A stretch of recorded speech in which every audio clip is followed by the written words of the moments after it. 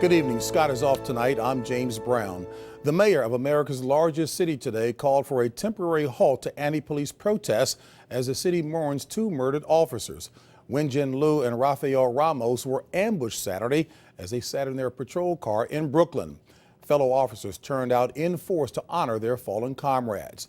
The attack inflamed a growing rift in the city.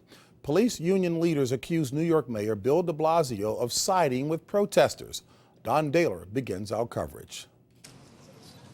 This morning, New York Mayor Bill de Blasio visited the families of the murdered officers. It's something you can never get used to, trying to console families who have lost so much.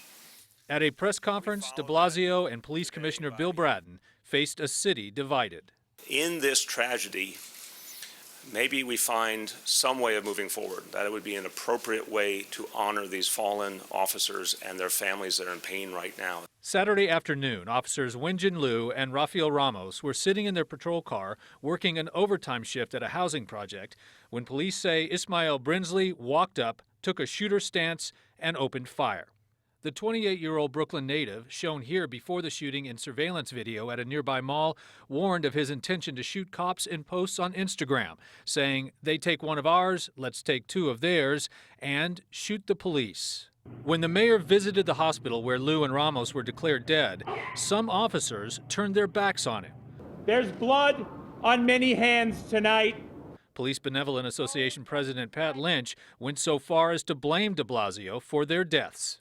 That blood on the hands starts on the steps of City Hall in the office of the mayor.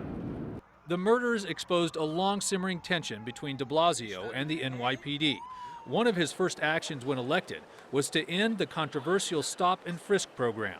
During recent protests, he said he had to warn his biracial son about dealing with police. Is my child safe? And not just from some of the painful reality of crime and violence in some of our neighborhoods, but are they safe from the very people they want to have faith in as their protectors? Today, the mayor denounced any violence and defended his support of both police and of citizens' rights to protest. There are some people who say hateful things. They have no place in these protests. They are not what I'm talking about.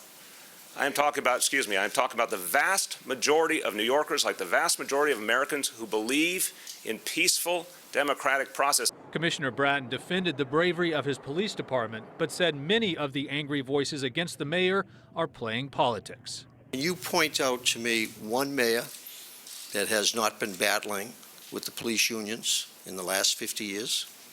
Name one. An online petition calling for de Blasio's resignation has received over 60,000 signatures.